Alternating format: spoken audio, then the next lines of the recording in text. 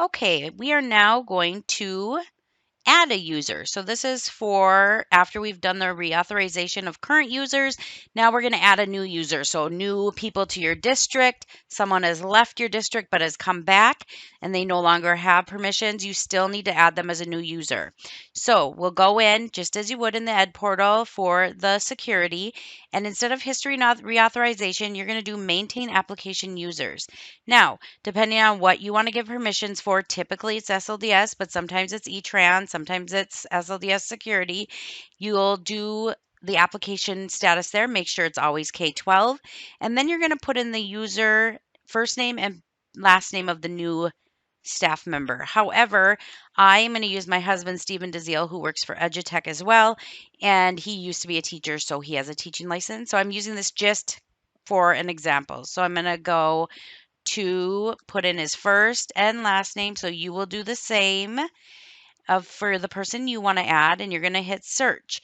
They're going to come up here and you're going to see. Now, here's what happens if nothing comes up. You do not have a K-12 Office 365 email address for the person. So you do need to get that taken care of before you can add someone into SLEDS. Also, you have to have their teaching license number available and to put in. If you do not have access to that, come back when you do. So those are two key elements here. Now, you'll see he pulls up and you'll see that permissions is blank. So I need to add user. So I'm going to add user. And depending on what you would like to add, so you have district administrator, school administrator, and school instructor, typically the ones that you will be looking at.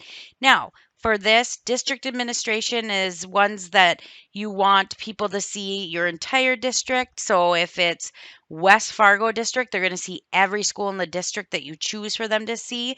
That's typically just for your superintendents that need access to multiple schools, so on and so forth. Your school administration you would pick for your principals, your assistant principals, and you can go ahead and once you're in, click which school you want them to have school or schools you want them to have access to.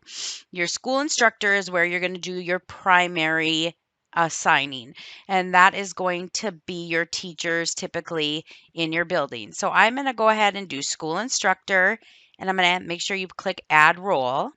Now, a pop-up is going to be, and you're going to select a district. For here, I'm going to select a district that isn't in production anymore, so it no longer exists, but you hit your school, and I'm going to hit continue.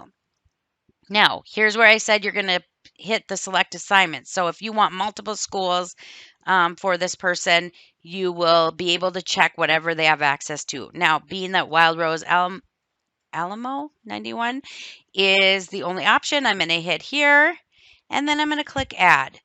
Now, this is where the user staff license comes up, and you're going to hit yes, and you're going to go ahead and put in the license number, hit search. Now, I'm not going to do that at this time. And then on the bottom, it's going to pull up his license. You're just going to click on his license, and boom, you're done. That's all there is to it. Then you're going to go back and add a new user. You're going to do it the same way every time.